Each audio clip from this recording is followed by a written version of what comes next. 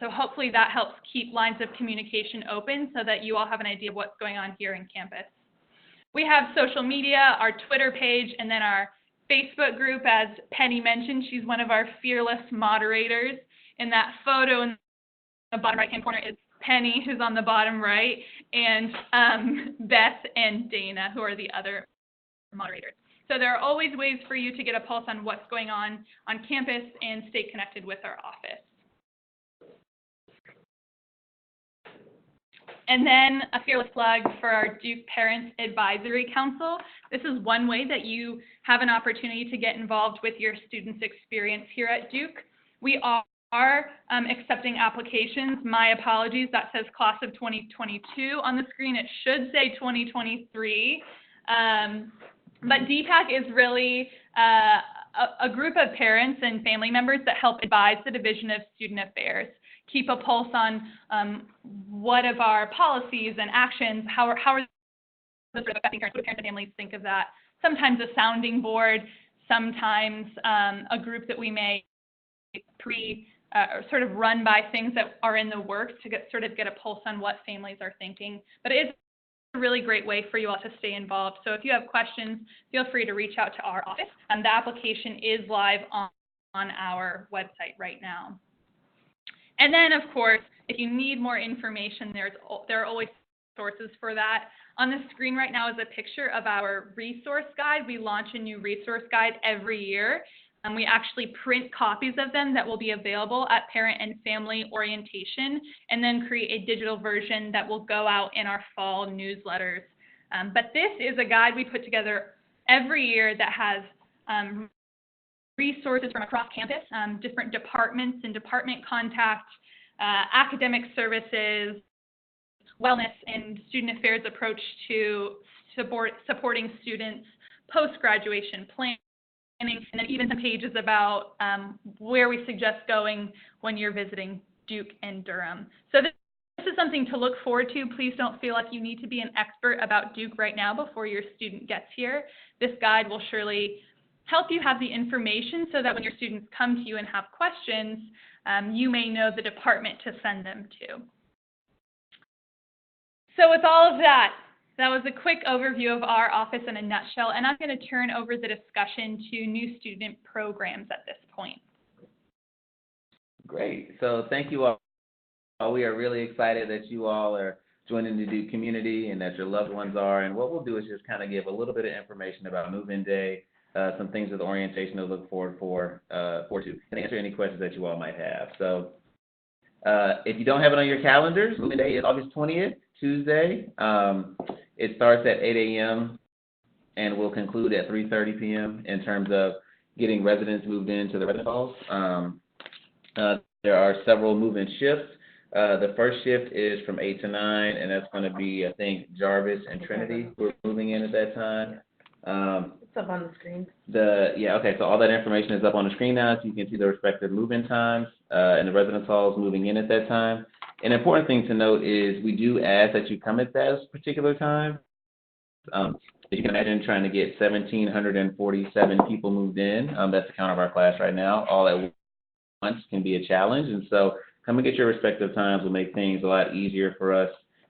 There will be students, the first year advisory counselors who Nicole advises, who are going to help your loved ones get all their materials upstairs. And then we will ask you to go park your cars in the Science Drive garage, and there'll be buses running back and forth all day to get you back and forth between East Campus, Science Drive garage, and West Campus. We've been doing this for a while now. We're pretty good at it, and we're pretty efficient at it, so we're really looking forward to welcoming you all as members of the Duke community on the 20th. Great, yeah, and also to echo, if any questions are out there around some of our pre-orientation programs, so if your student is participating in Project Arts, Build, Change, Edge, Wave, Wild, or Search, feel free to ask those today during the webinar, and we're happy to help answer. You can also reach out to our office to get more information. Yeah.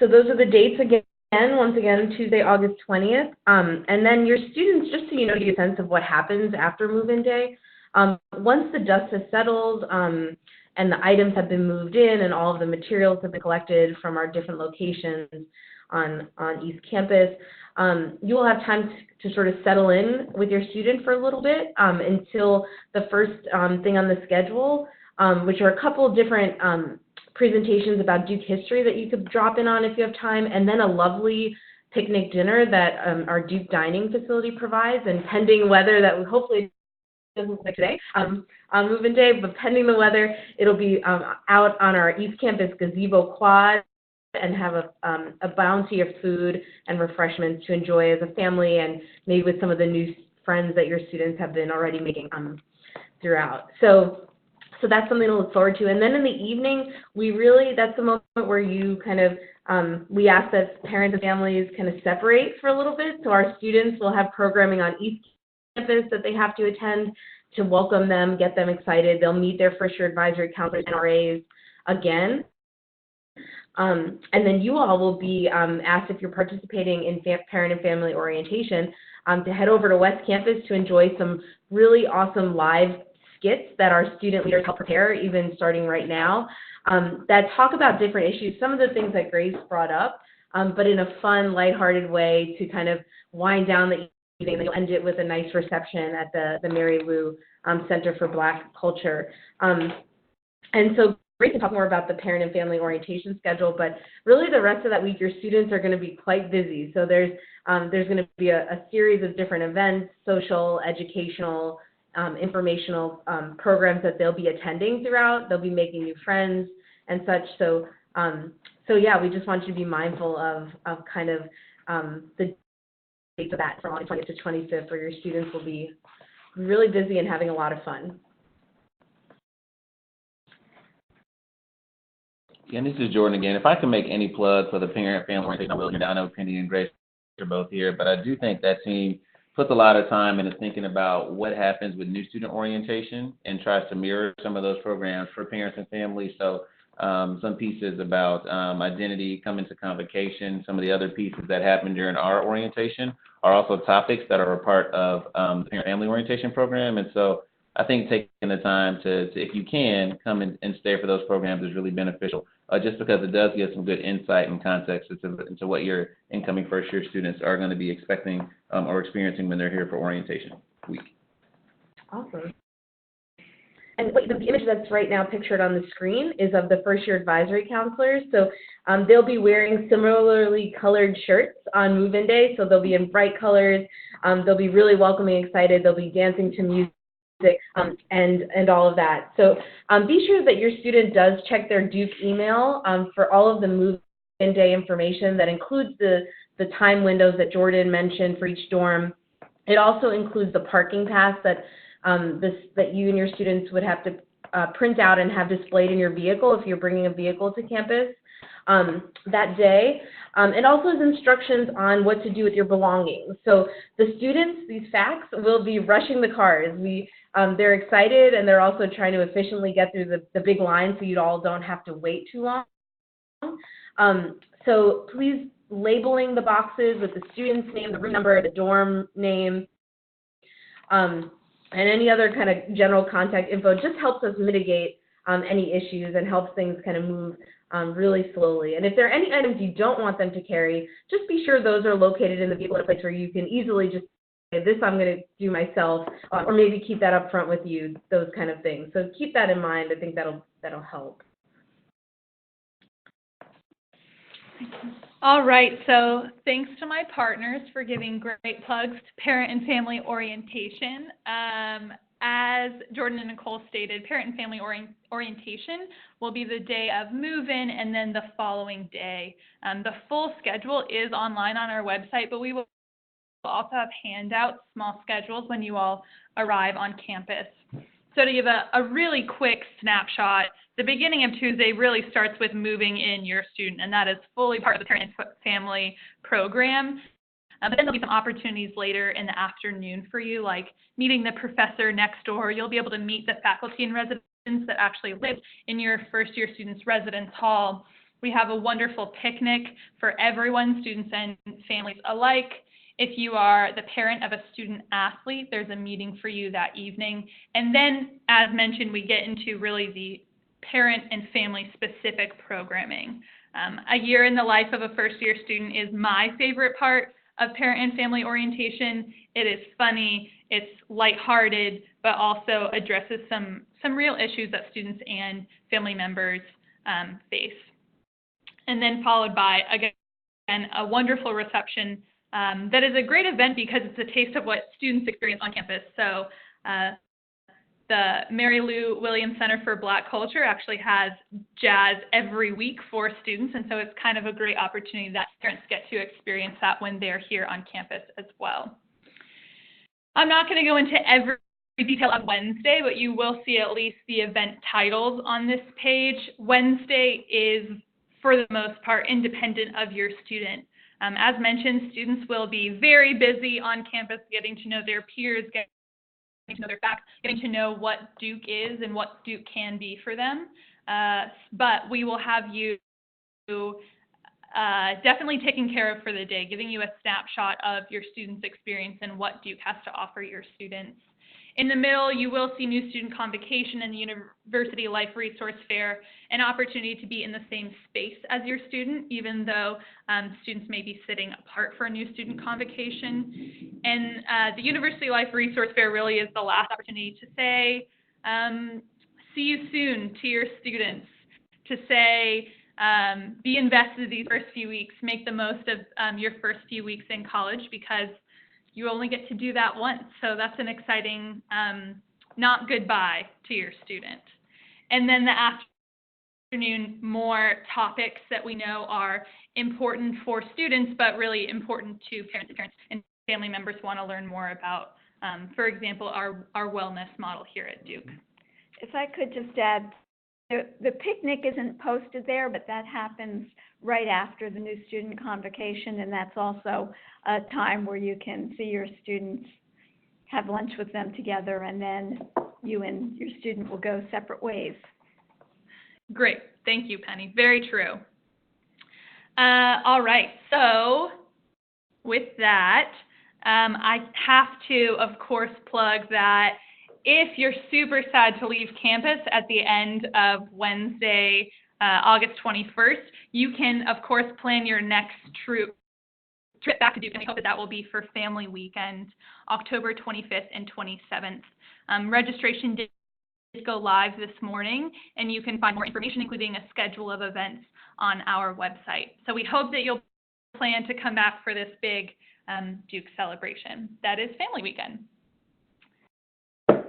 So we want to give you all an opportunity to ask your questions. There are some questions that have already come in, but at this point, if you still need more information, this is your opportunity to type into the chat box what question you have, and I'll be, we'll tag team here feeding out, asking those questions to each other and answering them.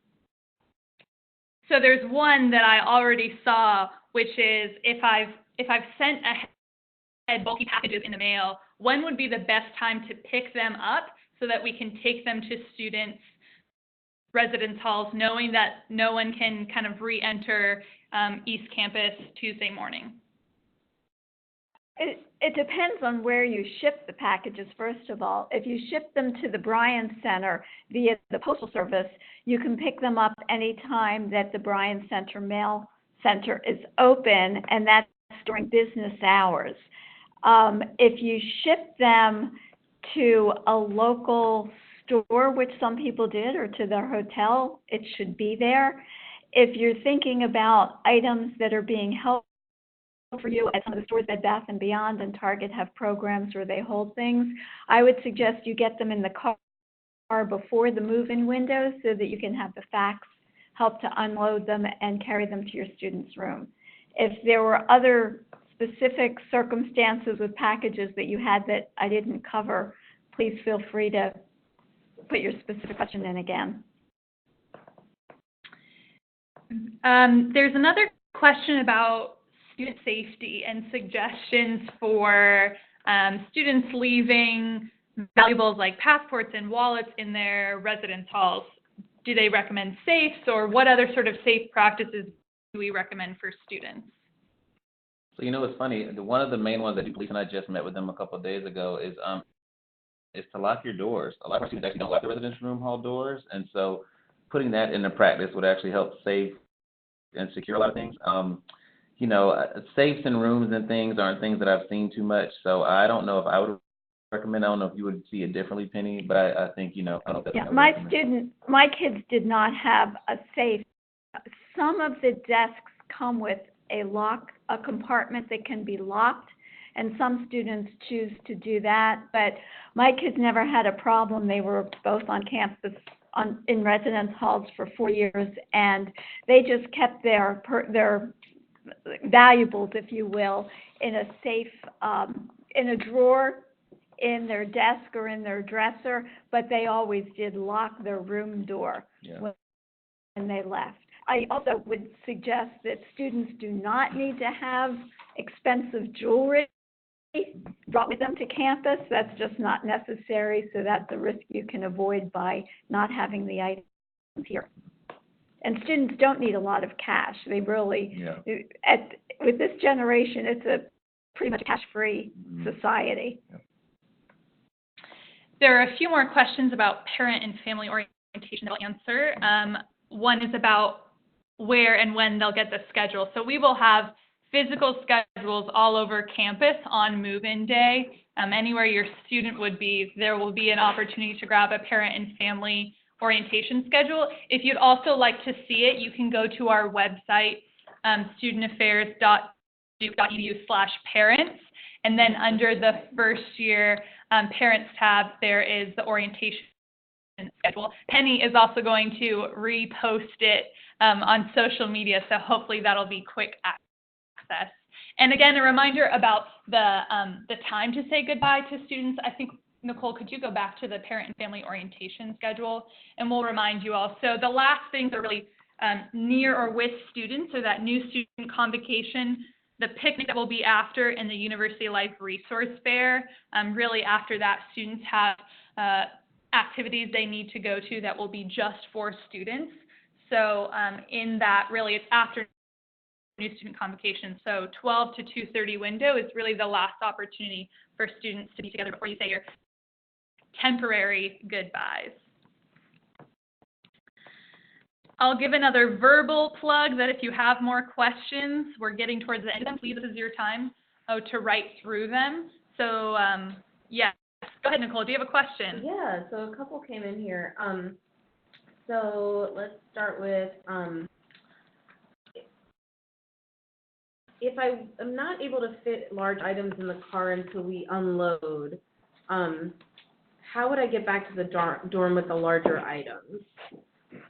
I have a couple thoughts, and I've been answering several questions about this on the Facebook page already. A couple of options. I usually do not recommend that you try and be one of the first in line for the move-in window because you'll be waiting forever to get up to the door. But if you think you do have 2 loads, then if you come early, you can come back with a second load. What I would also recommend you consider is have passengers find another way to get to campus so that your car just has one person, the driver, in it, and all your items. And that way, hopefully, you should be able to get everything into the car in one load, and your passengers can come to campus a different way. You could drop them off ahead of time, or they could Uber to West Campus might be the easiest, and then take a bus over to East. But displace your passengers with items, and then you should be able to get everything in the car. So another question came in: how will parents get over to West Campus after the East Campus picnic on move-in day if our vehicles are in another location on West Campus? Yeah, I can answer this. This is Jordan. We have buses that are going to continue to run after the closing Zero Waste Picnic on move-in day, and so they will run until about 8 from east to west, and then once you get to West Campus, we're going to have buses that are running from the chapel and from the Bryant Center to the Science Drive Garage. So there will be ways to get both to west, and then ways to get back and forth between the chapel and the Bryant Center and the Science Drive Garage where the vehicles are parked. And the buses are running, I think, until 11 or 11:30 to the Science Drive Garage. After the until after the jazz function. So, Okay. so we did get that covered. So you will have ways to get back and forth. Great. So several questions came in about, is there a way to know the room dimensions of my student's room, as well as like what height the beds are, and just general kind of like room specifics. What would the group like to say to that? Room dimensions was the question. Yeah, and just like what kind of bed size and just general info. Well, the bed sizes are posted on East Campus. They're all twin extra long, except for Trinity, which, And South. I mean, Oh, no, no, never just mind. Trinity. Yeah, just And Trinity is the only full-size bed. All the rest are twin extra large. In terms of room dimensions, we can't really do that because every room is different. 2 rooms right next to each other in the same dorm will have very different dimensions, very different layouts, very different arrangements. Everyone seems to get very concerned and wrapped around the axle about this beforehand, and every student is able to figure out how to organize their room and organize their belongings once they get here. So just trust the process. Yeah, it's best even not to make too many purchases too until your student sees what their roommate is bringing and just how the space looks like. Just having a little patience with that is helpful. It doesn't have to be perfect when you leave. Students can get other things. If your family doesn't have Amazon Prime, there is a 6-month trial membership for students. If you just Google Amazon Prime students, so they can order what they want, 2-day free shipping. That's for 6 months. It's discounted after that, but a word of caution, you need to cancel if you want to after the 6-month trial. But that's also a great resource for your students. Great. So some questions about mail have come up. So what would be the best way to sort of mail packages, and when can we do that at the Bryan Center versus shipping items to East Campus physically? Yeah. Okay. If you ship via the Postal Service, everything goes to the Bryan Center, whether it's an envelope or a large box. So that means that students have to carry it back from the Bryan Center to East Campus. If you ship via UPS or FedEx, everything will be delivered to the dorms. The challenge is that some vendors, you won't know whether they're going to ship via Postal Service or UPS/FedEx. And that's why the Mail Services recommends that you put both the box number and the dorm street address when you're ordering things, because you don't know how they will be shipped. But it all depends on which way you're shipping. If you're taking something yourself to FedEx or to UPS, it will go to the dorm. There have been a few questions asking to clarify the re-entering East Campus and what that means. I wonder if you all could recap sort of the windows and when people can come back and why they can't re-enter. Right. I'm assuming this might be related to moving into the move-in time slots. Right. So yes. So once you and your loved ones have their cars unloaded and they're moved in, let's say you are living in Trinity Residence Hall and at 8 to 9 time slot you've gotten moved in, and your car is back at the Science Drive garage, you can then take buses from the Science Drive garage or from West Campus back to East, unload things and to do things that you need to do in your room, to go to the marketplace, to pick up your due card packet, to get some water, to just kind of sit and relax. But your car can't come back onto East Campus until after moving has concluded, and that's because for the other vehicles and the cars that have to move in later time slots, we have to keep campus clear for those cars. And so all vehicles, once you're unloaded, need to stay in Science Drive garage and can't come back into East Campus. And then once moving has concluded, generally about 4 o'clock, if vehicles need to come back, that's okay. But generally, because the buses are running so well, it's easy to get back and forth if you need to. So that's what we mean when we talk about re-entering East Campus. Thanks, Jordan. Mm-hmm. There's another question about if we ordered bedding or other things through Blue Devil Delivery. Yes, I got that title right. Mm-hmm. Where do we pick them up? Should we do that before we move in, after we move in? What are your suggestions? So the linens and things, if you order linens or anything through Blue Devil Delivery, they will be in classroom building room 137. So again, that's one of those sort of stops along the way if you're here when you come for move-in day. And they've done that for years, and it's really well organized and set up. Textbooks and things like that will be in Lilly Library, which is also here on East Campus. If you ordered micro fridges or a microwave, those will also be here on East Campus, either behind Baldwin Auditorium or behind Lilly Library. So the key is really just to kind of, once you get settled, you can then go and pick those different things up from different locations. The general flow we suggest for when you arrive on campus is to first follow the map that you receive for your vehicle to the residence hall, and that's where your student will pick up their key. There are some specific dorms for which there is no physical metal key access. Instead, students will use their Duke card to swipe into not only the residence hall, which everyone does, but also the specific residence hall bedroom. Those dorms will have those Duke cards there on site, but everyone else, and even the people who will get their Duke card at their residence hall, the next stop is really the marketplace, which is just across East Campus, depending on where your dorm is located. And there we'll have a map of all the different resources and services and stops that you can take advantage of and stop to get the orientation schedule, to talk with our Office of Information and Technology about any issues, to maybe get some immunizations done if your student hasn't finished those in time, and several other kind of resources. So either way, the next stop is going to be the marketplace. If you have a late move-in day slot, you can come to campus earlier, but you cannot come with your car.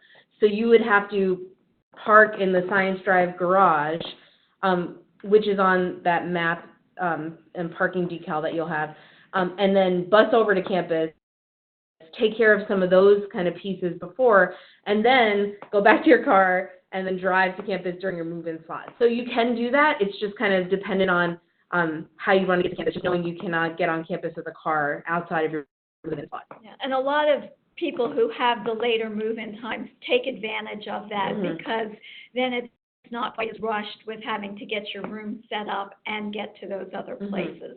You can even, if you feel like carrying it, if you've bought linens, you can pick up your linen package ahead of time, carry it back and bring it back and forth from East to West Campus. But if you want to save some time, that's an option. I have two follow-ups in looking at some of the questions that are coming in. Included in that linens discussion, computers are also part of that. So if your student pre-ordered a computer, that's the same organization, and they will be set up on East Campus. Computers will be in Lilly Library. But I will also take this as a personal note to put that pickup schedule and location pickups in the next newsletter, so that hopefully that will be quick and easy access to review before coming to campus. And on the point about parking, not being able to access East Campus also includes if you have a parking pass. So even if your student already has a parking pass for East Campus, that does not apply on move-in day and move-in day morning. Even staff have to be very careful because we want to clear East Campus so that it is as easy and as fast and as enjoyable as possible for all of our new families who are coming to campus. So really, everyone has to be off of East Campus except during their move-in time until 4 p.m. Now that doesn't include most students who have parking passes for East Campus. Their parking place is not on East Campus. It's actually across East Campus in the Smith Warehouse complex, which is across Main Street. And students will be able to get their parking pass and park there anytime during the day on move-in day. That's not considered having a car on East Campus proper. Thank you, Penny. We are looking quickly through all these questions that came in to make sure we answered the question. Were there pre-orientation questions? I think I may have Go for seen it. one about how the pre-orientation works. Students who have access to their room for pre-orientation, and Jordan and Nicole jump in, that's not considered move-in. they're supposed to be bringing just what they need for the program, and their move-in is still on August 20th, with everyone else's move-in time to bring in all the rest of their belongings other than what they're just bringing with them and need for the program. So their move-in is just like everyone else, except they'll come with a small suitcase or duffel with their week or two's worth of clothing and any other special items they need. Ditto to what Penny said. She is correct. That is the goal with that. If there are any specific questions about that, feel free to call our office. But that is the goal with that experience. And a part of that is there will be often 2 residents in a room, and so I think we want to be kind to those folks. But that is the goal, to come with what you need for the duration of your program, and then to experience all the glory that comes with move-in day. There was a question about car services. Are they allowed to drive onto East Campus? I mean, if you're using a car service, that's just like your personal car. You still need to print out the pass that you need to print out, whether it's a personal vehicle, a rental vehicle, or a car service that you're using. Just make sure you have the pass and you have it in the dashboard. And also be aware that unless you come sort of toward the very end, or at least when most of the line has already gone through, you're going to incur some waiting time cost with a car service, because you invariably will be in some kind of a line until the car gets to the door to be able to be unloaded. There's also a question about food allergies during orientation events, and whether there needs to be a pre-order for example, gluten-free or vegan, and that goes for students and parents. So I would, we will speak on it from the student angle, and then I don't know if you have any thoughts from the parent angle, but from the student side of it, if your incoming student has a very specific particular allergy, we would have gotten that notification from dining. So that's a handful of people. So for each of our meals during orientation week, particularly our dinners, we will have a specific meal that is for that student. Other than that, all of our meals, we try to be very inclusive in what we order. So we always have options ready for those who are vegan students, our vegetarian students, our students that may have a gluten allergy. We have meals ready and applicable for all of those students. And so there are some students who are coming in who have a very particular severe allergy to something, and they have communicated that with dining. But for students who are vegans and for students who have gluten allergies, those have become those options have become so commonplace for us that we build that into what we order for incoming first-year students. I would also just like to add that there are nutritionists, dietitians on staff at Duke who are available to students to help them. If they do have special food needs, these dietitians and nutritionists can help students to navigate where they can get the unique options that they might need. There are places in the marketplace, I know, that are set aside with special gluten-free breads and so forth for students to access.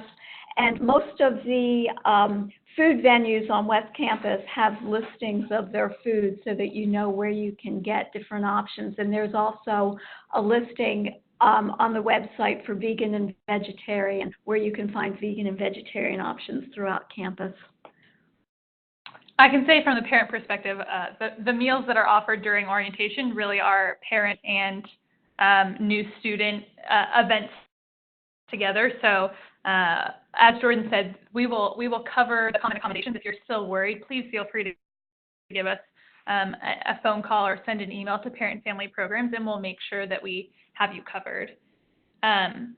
There are a few questions coming in, and we started to address this, but I think it'd be good to address about PREOs and where students stay when they're in PREO. Will they be staying with their parents? Will they get to move into their physical residence hall early? I'll give that to new student programs. Sure. So how about I take off-campus programs if you want to take on-campus programs? Okay. So we have a couple of programs that'll be off-campus, Project Wild and Project Waves. And so for those programs, students will come. The current students who are here at Duke, which are the student staff, will make sure that they get here from the airport, have a series of activities before the students go off, and then they will go to their respective sites. So for Project Wild, it's to the Pisgah National Forest. For Project Waves, it's to the Beaufort Marine Lab. What's really great about those locations is we've been going to both for a long time, and Beaufort actually is a Duke site. So the students will go to those respective places. They often leave some pieces behind, and we box those up and lock them up here with us. So anything that's valuable that they might have brought, like keys or wallets or anything like that, we keep those things for the students who are going to Pisgah. And then, so that's what happens with the programs that are going off campus. And Nicole can speak to on campus unless you want me to. Yeah, no, so it depends on the program a lot. So for the start of the program for on-campus ones, except for Project Search, all the others, so this is Project Edge, Arts, Build. That's it, yep. For those three, you'd be moving right into your residence hall on East Campus. And so the student leaders of those programs will communicate to you the location where you pick up the keys. That will be at our office right here in Southgate Residence Hall around the left side of the building, but they'll communicate the specifics to you. For Project Search, you will actually live in a temporary space for the first week of the program, and the students are prepping already to send you a nice map about where to go, and that's this weekend. So that's coming along, and then you'll move in the middle of the program to East Campus.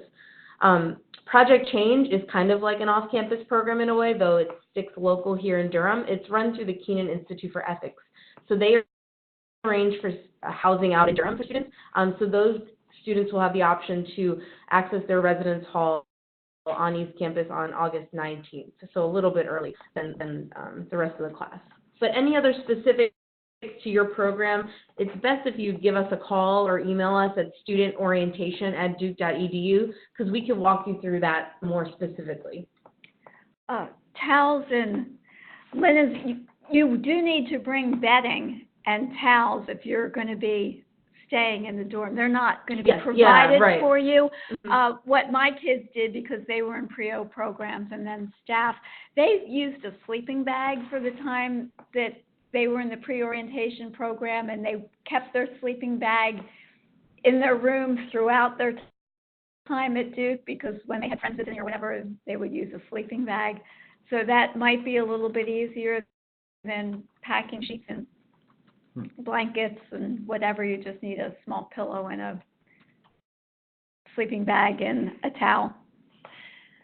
There's a question about handicap parking during move-in, and if you have specific concerns that you would like to address, please contact Parent and Family Programs if you're a parent, or New Student Programs for student concerns. There is handicap parking on both campuses, West and East, and we can make accommodations.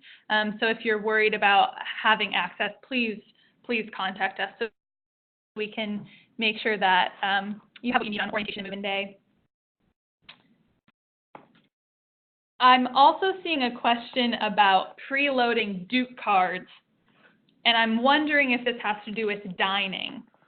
So it might, but my suggestion for this is on move-in day, the Duke Card office will actually be in the marketplace to do all these different things. So if you come to move-in day, it's one of our stops in the marketplace, and you can preload any sort of flex spending money that you want to at that time in person. So yeah. The Duke cards are already preloaded with the dining points. Mm-hmm. You don't do anything to put dining points on the Duke card. It's just the flex points that need to go on. There won't be any flex points loaded onto the Duke card until a student loads them.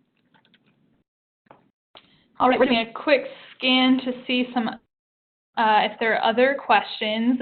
Just as a reminder, this is being recorded and will go online. We will post it within 48 business hours. We just need to do some transcriptions. There are some questions about international students. There's not a separate webinar for international students, but that information or not another one coming up, but there is more information online on the iHouse webpage, and they organize the international student and parent orientation. So they're a great person to reach out to. Again, if you have other concerns and can't find where to contact them, you can reach out to either of our teams. And there was a question, the contacts of international students, but I think it goes for lots of students. If your student is moving in before their roommate, whether it's because they're dropping their stuff from a pre-O or they have the first move-in slot and I don't know, their roommate has to arrive late for some reason. There's a question about advice for how do you make room for the other student.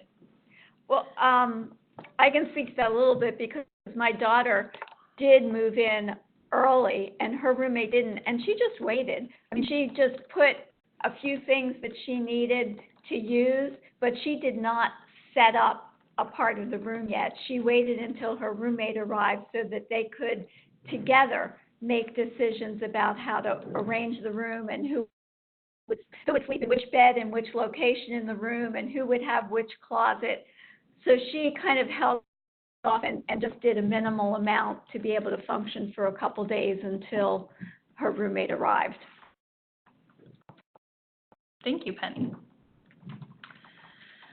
All right, I think that we're going to wrap up this webinar. If you still are left with questions, if we missed yours somehow or you think of something tonight, please reach out to our team. You're welcome to email familyprograms@duke.edu. And we look forward to having you all on campus. I was just going to say, I will post, there was a webinar in which there was a representative from International House. I will post the link again on the Facebook page of the recording of that webinar, along with a link to the International House page that has a lot of information on it for international students and about the International Orientation Program. All right. Thank you all so much for joining us. We look forward to seeing you very shortly. Thank Yeah. you. Thank you. Bye.